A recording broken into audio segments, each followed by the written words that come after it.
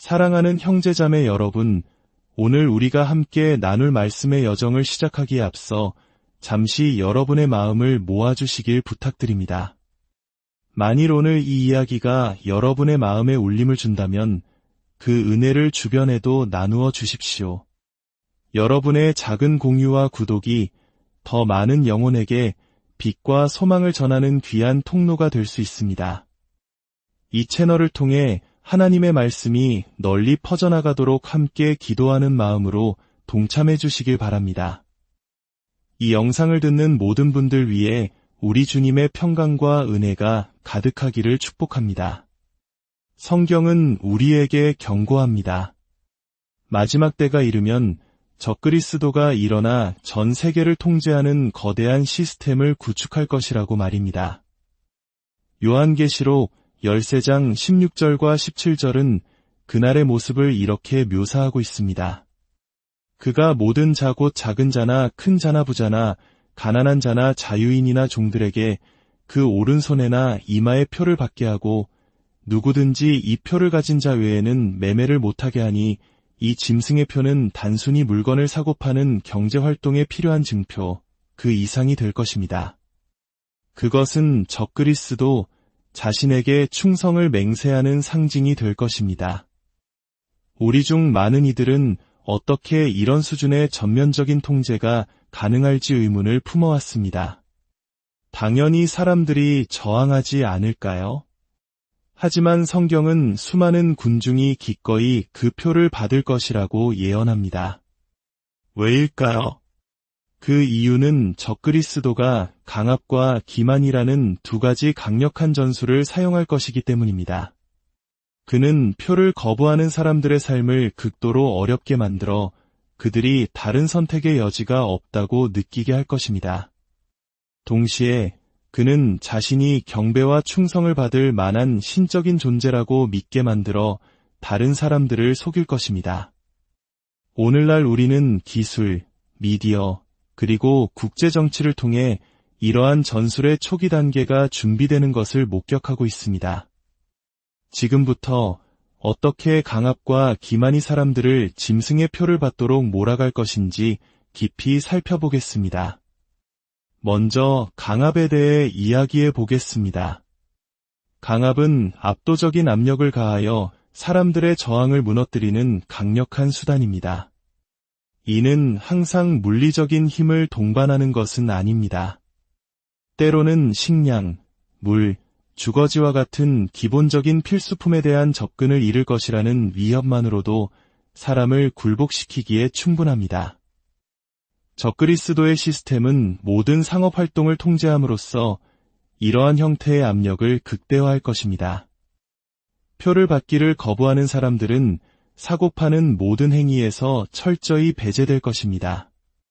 이는 식료품도, 의약품도, 소득을 얻을 방법도 없다는 것을 의미합니다. 여러분의 가족을 부양해야 하는 상황에서 이러한 현실에 직면했다고 상상해 보십시오. 생존을 위한 처절한 절박함이 많은 사람을 그 시스템에 순응하게 만들 것입니다. 우리는 이미 오늘날 이러한 종류의 통제가 나타나는 징조들을 보고 있습니다. 전 세계적으로 우리는 금융거래를 위해 디지털 시스템에 점점 더 의존하고 있습니다. 많은 나라에서 실물 화폐는 점차 사라지고 디지털 결제가 그 자리를 대신하고 있습니다. 이러한 현금 없는 사회로의 전환은 편리해 보일 수 있지만 동시에 경제에 대한 통제권을 중앙으로 집중시키는 결과를 낳습니다. 모든 거래가 디지털화되면 그 모든 것을 추적하고 감시하고 제한하는 것이 가능해집니다. 성경은 이러한 통제가 다가올 것을 경고합니다. 요한계시록 13장 7절은 적그리스도가 각 족속과 백성과 방언과 나라를 다스리는 권세를 가질 것이라고 말합니다. 이전 지구적인 권위는 경제 시스템까지 확장될 것입니다. 그의 통치에 복종하기를 거부하는 자들은 경제적으로 완전히 고립될 것이며 그 압박은 상상할 수 없을 정도로 거대할 것입니다. 결국 많은 사람에게 짐승의 표 없이는 생존이 불가능해 보일 것입니다. 이제 잠시 우리 시대 기술의 역할과 그것이 마지막 때와 어떻게 연결될 수 있는지 생각해 보겠습니다. 우리는 기술이 삶의 거의 모든 측면의 중심이 된 시대에 살고 있습니다. 첨단 시스템을 갖춘 자동차, 전 세계를 연결하는 스마트폰, 방대한 데이터를 저장하고 관리하는 컴퓨터까지 우리 세상은 기술을 중심으로 움직입니다. 기술은 더 이상 단순한 편의가 아닙니다. 현대 사회에서 생존을 위한 필수 요소가 되었습니다. 금융 거래에서부터 소통, 의료, 교통, 교육에 이르기까지 우리는 기술에 대한 의존도가 점점 높아지고 있습니다. 많은 사람들이 인터넷이나 스마트폰 없이는 하루도 상상하기 어렵습니다. 전 세계 경제와 산업이 기술 네트워크 위에 구축되어 있으며 자동화와 디지털 인프라로 빠르게 전환되고 있습니다. 물론 기술은 놀라운 것입니다. 이전에는 상상할 수 없었던 발전을 가능하게 하여 우리의 삶을 변화시켰습니다. 바로 지금 이 순간에도 여러분은 기술을 사용하여 하나님의 말씀을 듣고 영적으로 힘과 인도를 얻고 있습니다. 하지만 기술은 파괴적인 목적으로도 사용될 수 있습니다. 똑같은 도구를 사용하여 누군가는 죄를 짓거나 해를 끼칠 수도 있습니다. 기술 자체는 선하지도 악하지도 않습니다. 그것을 어떻게 사용하느냐가 그 영향력을 결정합니다. 이러한 기술에 대한 의존성 증가는 미래에 기술이 세계적인 사건에 어떤 영향을 미칠지에 대한 질문을 제기합니다. 분명한 것은 기술이 전례 없는 수준으로 사람들을 연결하고 통제할 수 있는 잠재력을 가지고 있다는 점입니다. 현재로서는 짐승의 표가 정확히 무엇일지 아무도 확실히 알지 못합니다. 그러나 그것이 드러날 때 성경을 알고 이해하는 사람들은 그것을 분명히 인식할 것입니다. 요한계시록 13장은 우리에게 이 미래의 표에 대한 단서를 제공하며 수년에 걸쳐 사람들은 그것이 무엇일지에 대해 추측해왔습니다. 새로운 기술적 돌파구가 나타날 때마다 어떤 이들은 그것을 짐승의 표의 잠재적 후보로 지목했습니다. 역사는 ATM 카드에서 신용카드, 그리고 그 이후의 다양한 기술들이 어떻게 이러한 이론에 불을 지폈는지 보여줍니다. 1980년대와 90년대에 ATM 카드가 널리 사용되기 시작했을 때 많은 기독교인들은 이 카드가 예언된 금융 통제 시스템의 일부가 될 수 있다는 우려를 제기했습니다. 현금 대신 플라스틱 카드로 돈을 인출하거나 결제할 수 있다는 생각은 당시로서는 혁명적으로 보였습니다. 표를 가진 자 외에는 아무도 샀거나 팔 수 없게 한다는 요한계시록의 경고에 익숙한 사람들에게 이 새로운 시스템은 소름 끼치도록 유사해 보였습니다. 그러나 시간이 지나면서 ATM 카드는 예언의 성취로 이어지지 않은 채 일상적인 금융생활의 일부가 되었습니다. 이후 우려는 신용카드로 옮겨갔습니다. 비자, 마스터카드와 같은 신용카드 네트워크의 부상과 함께 사람들은 현금 없는 경제에 대한 의존도 증가에 다시 한번 경각심을 가졌습니다. 신용카드는 사람들이 실물 현금 없이 전자적으로 구매할 수 있게 했고, 많은 이들은 이 시스템이 더 사악한 무언가로 진화할 것을 두려워했습니다. 그러나 신용카드 역시 이제는 보편화되었지만 짐승의 표는 아니었습니다. 2000년대 초반에는 RFID, 즉 무선 주파수 식별칩의 도입과 함께 새로운 두려움이 생겨났습니다. 데이터를 저장하고 전송할 수 있는 이 작은 스캐너블 칩은 비접촉 결제 시스템에서 신분증, 애완동물 추적 장치에 이르기까지 다양한 분야에서 널리 사용되었습니다. 많은 기독교인들 사이에서 경각심을 불러일으킨 것은 이 칩이 사람의 피부 아래에 이식될 수 있다는 가능성이었습니다. 일부 회사는 보안 접근이나 현금 없는 결제를 위해 이식형 칩을 실험하기 시작했고, 이는 이 기술이 요한계시록 13장의 성취로 이어질 수 있다는 추측을 부채질했습니다. 그리고 오늘날 뇌컴퓨터 인터페이스, 즉 BCI 칩이라는 새로운 획기적인 기술이 다시 논쟁에 불을 지폈습니다. 이 장치들은 인간의 뇌와 기술 사이에 직접적인 연결을 만들어 전례 없는 방식으로 인간의 능력을 향상시키는 것을 목표로 합니다. 뇌컴퓨터 인터페이스는 뇌와 컴퓨터, 스마트폰과 같은 외부 장치 간의 통신을 가능하게 하여 사람들이 생각만으로 행동을 수행할 수 있게 합니다. 과학자들은 이 기술이 언젠가 마비 환자들이 이동성을 되찾고 시력이나 청력과 같은 잃어버린 감각을 회복하며 심지어 인간 지능을 인공지능과 통합하여 인지 능력을 향상시키는 데 도움이 될 것이라고 전망합니다. 하지만 역사를 통해 보았듯이 사람들은 다양한 기술 발전에 대해 그것이 유한계시로 13장의 성취일 수 있는지 궁금해하며 추측해왔습니다. 앞으로 20년 후에 만약 짐승의 표가 아직 드러나지 않았다면 또 다른 새로운 기술이 등장할 것이고 그와 함께 그 기술이 짐승의 표라는 새로운 이론들이 생겨날 것입니다. 각 세대는 미지에 대한 두려움과 일상생활에서 기술에 대한 의존도 증가로 인해 추측을 이어왔습니다. 그러나 짐승의 표가 마침내 도입될 때 성경을 이해하고 그 말씀대로 사는 사람들은 의심의 여지 없이 그것을 알아볼 것입니다.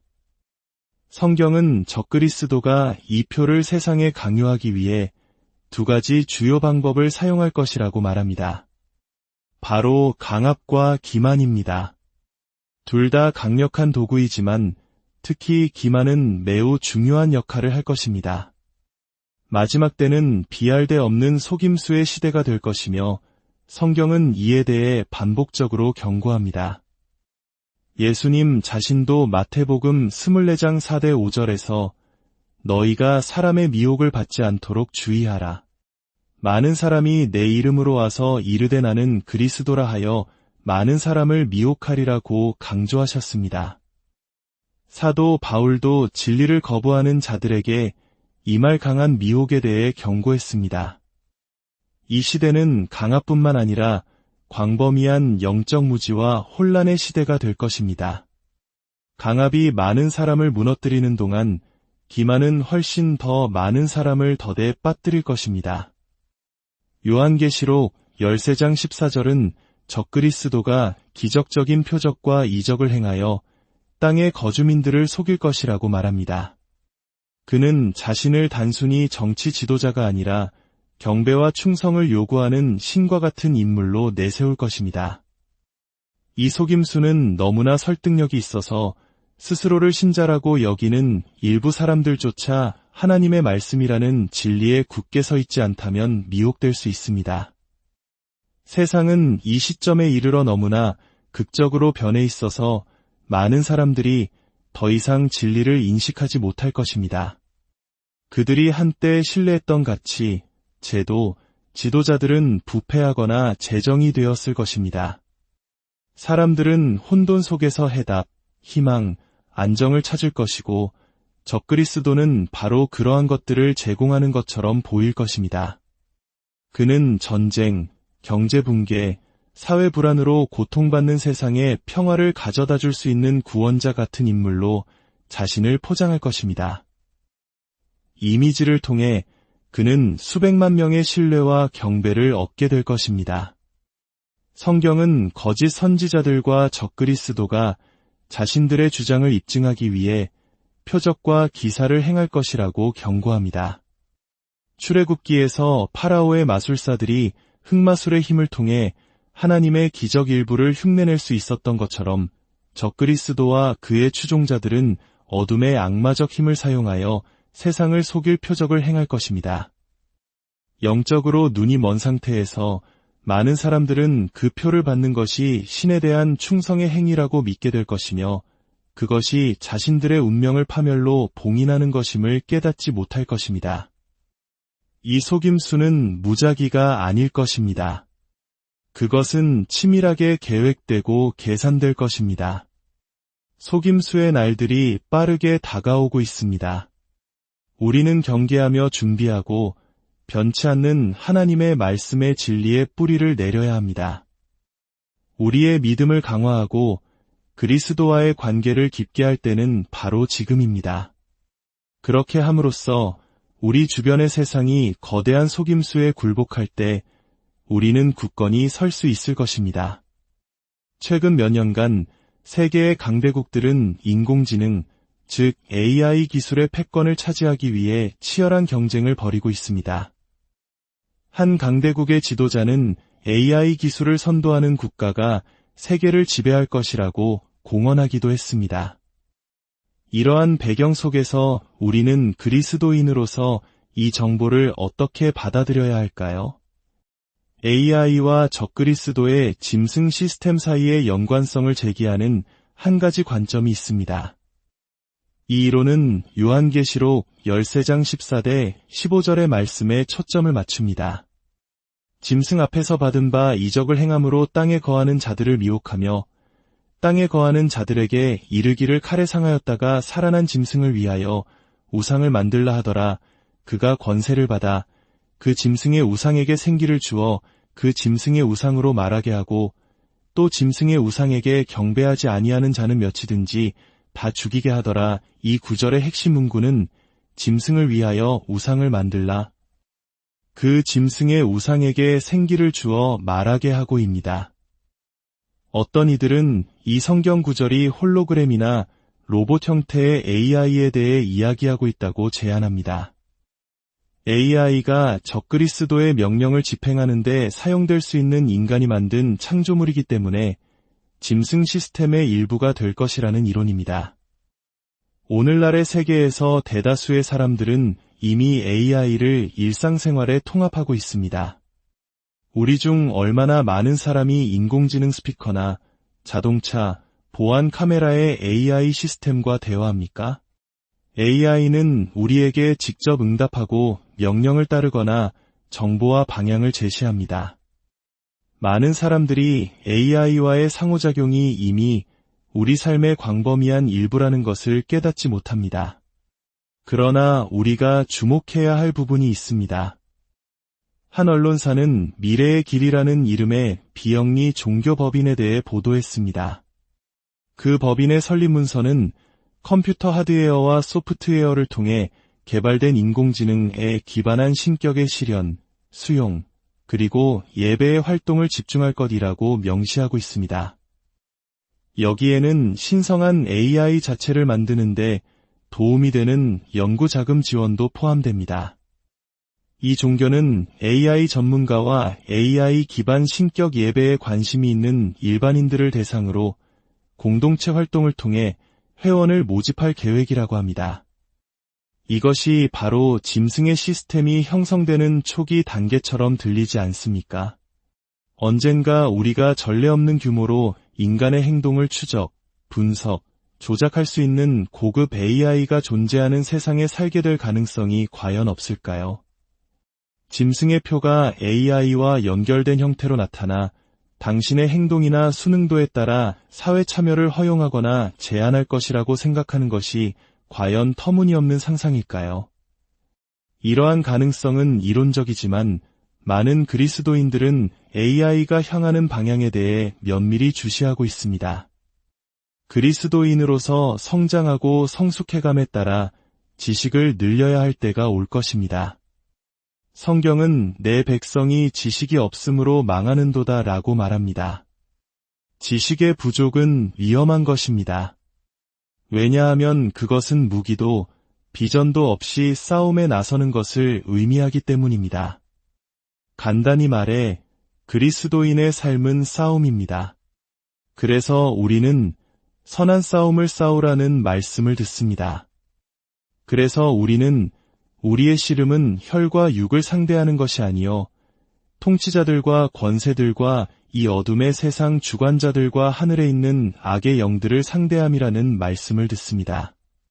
그래서 성경은 끝까지 견디는 자는 구원을 얻으리라고 말씀하십니다.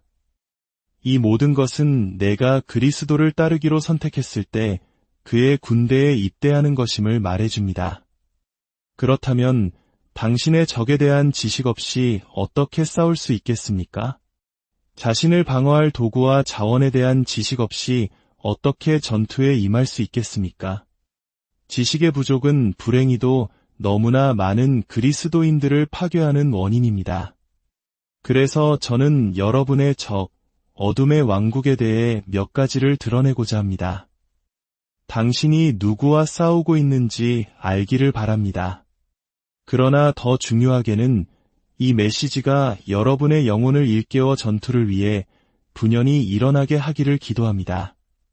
그리고 이 말씀을 시작하면서 이 생각을 마음속에 간직하십시오. 하나님의 자녀로서 당신은 승리한 위치에서 싸우고 있습니다. 승리를 위해 싸우는 것이 아니라 이미 승리한 자리에서 싸우는 것입니다. 왜냐하면 그 전투는 이미 우리 주 예수 그리스도께서 승리하셨기 때문입니다. 어둠의 왕국에는 계급이 있습니다. 마태복음 12장 26절에서 성경은 만일 사탄이 사탄을 쫓아내면 스스로 분쟁하는 것이니 그리하고야 어떻게 그의 나라가 서겠느냐고 말씀하십니다.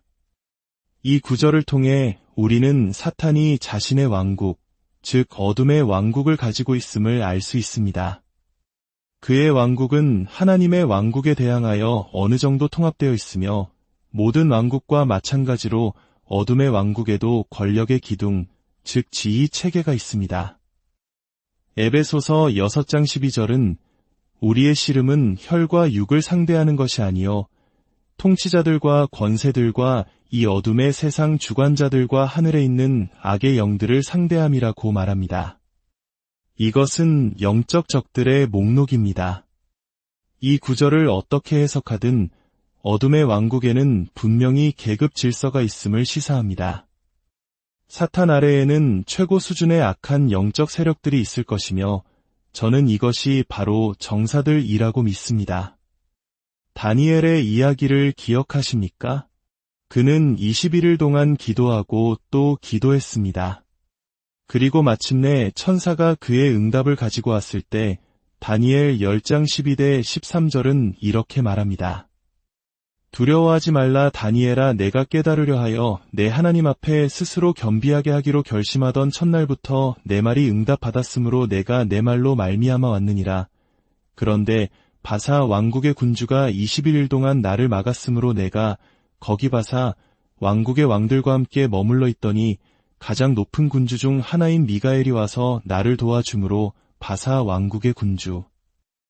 이것은 평범한 졸병이 아니었습니다. 다니엘의 기도를 가로막고 있던 것은 바로 정사였습니다.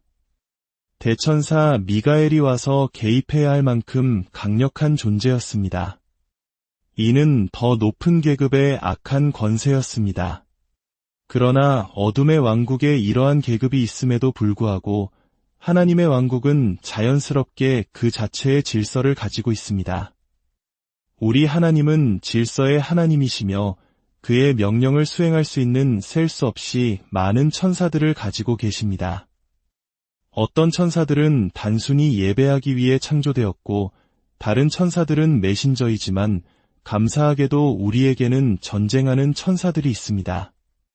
바사 왕국의 군주가 천사를 막으려 했지만 대천사 미가엘에게는 상대가 되지 못했습니다. 이는 바사 왕국의 군주가 분명히 높은 계급의 지역적 영이라는 것을 보여줍니다. 이것은 질병이나 병을 일으키는 악령들과는 매우 다릅니다. 그렇다면 우리는 이 모든 것을 어떻게 해석하고 우리 자신의 그리스도인의 삶에서 이해해야 할까요? 첫째, 우리는 어둠의 왕국에 계급이 있다는 것을 알아야 합니다. 우리가 믿음 안에서 강해질수록 반대도 강해집니다. 그러나 당신에게 지식이 있을 때 당신은 예수 그리스도께서 모든 악령, 모든 정사, 모든 어둠의 주관자, 심지어 사탄 자신보다도 높은 계급에 계시다는 것을 알게 됩니다. 예수 그리스도는 그들 모두를 능가하십니다. 지식이 없으면 성경에 따라 멸망할 것입니다. 두려워하게 되기 때문입니다. 두려움은 당신이 방정식에서 예수 그리스도를 제외했을 때만 찾아옵니다. 물론 당신 혼자 악한 정사들과 싸운다는 생각에 두려워할 것입니다. 그러나 당신에게 지식이 있을 때 당신은 두려워하지 않을 것입니다. 예수 그리스도께서 모든 것에 대한 절대적인 권능을 가지고 계시다는 지식이 있을 때 당신은 멸망하지 않을 것입니다. 그리스도께서 어둠의 왕국의 최고의 구성원보다 높은 계급에 계시다는 지식이 있을 때 당신은 두려움을 제거하게 됩니다. 이것이 바로 하나님의 말씀을 아는 것이 중요한 이유입니다. 야고보서 2장 19절은 내가 하나님은 한 분이신 줄을 믿느냐 잘하는도다 귀신들도 믿고 떠느니라고 말씀하십니다. 당신이 하나님을 개입시킬 때 귀신들조차 떱니다. 누가복음 10장 17절은 70인이 기뻐하며 돌아와 이르되 주여 주의 이름이면 귀신들도 우리에게 항복하더이다 라고 말씀합니다. 예수 그리스도의 이름 하나만으로도 사탄을 물리칠 수 있는 충분한 능력이 있습니다. 그의 이름 자체에 능력이 있습니다. 그러므로 저는 여러분이 모든 것 위에 가장 높은 계급을 가지신 하나님의 아들을 부를 수 있다는 것을 아는 자리에서 싸우기를 권합니다. 자유와 담대함으로 사십시오. 어느 시점에서는 악령과 싸워야 할 수도 있습니다. 그러나 하나님이 우리를 위하시면 누가 우리를 대적하리요? 사탄 자신조차도 패배한 적입니다. 믿음의 선한 싸움을 싸우는 여러분이 알아야 할 몇 가지 전투의 말씀으로 마무리하고자 합니다. 누가복음 10장 19절은 말씀합니다. 내가 너희에게 뱀과 전갈을 밟으며 원수의 모든 능력을 제어할 권능을 주었으니 너희를 해칠 자가 결코 없으리라. 우리는 예수 그리스도의 이름을 통해 권세를 가졌습니다. 우리는 예수의 보혈을 통해 믿음을 통해 권세를 가졌습니다. 우리는 이 권세를 행사해야 하며 그것이 우리가 가져야 할 지식입니다. 지옥의 문은 이기지 못할 것입니다. 우리가 지식을 가지고 있기 때문입니다. 우리는 그리스도께서 주신 권세에 대한 지식을 가지고 있습니다. 우리는 성령의 능력으로 사탄을 이길 수 있다는 것을 압니다. 우리는 하나님께서 우리 주위의 천사들을 진치게 하셨다는 것을 압니다. 하나님의 자녀인 당신과 저를 보호하는 신성한 경계선이 있습니다. 결론적으로 여러분의 삶의 어느 시점에서 공격을 받게 된다면 에베소서 6장 10절에서 12절을 기억하십시오. 끝으로 너희가 주 안에서와 그 힘의 능력으로 강건하여지고 마귀의 간계를 능히 대적하기 위하여 하나님의 전신갑주를 입으라. 우리의 씨름은 혈과 육을 상대하는 것이 아니요 통치자들과 권세들과 이 어둠의 세상 주관자들과 하늘에 있는 악의 영들을 상대함이라. 세상을 이기신 우리 주 예수 그리스도의 평강이 여러분 모두와 함께하기를 기도합니다. 이 마지막 때에 굳건히 서기 위해 필요한 성령의 지혜와 능력으로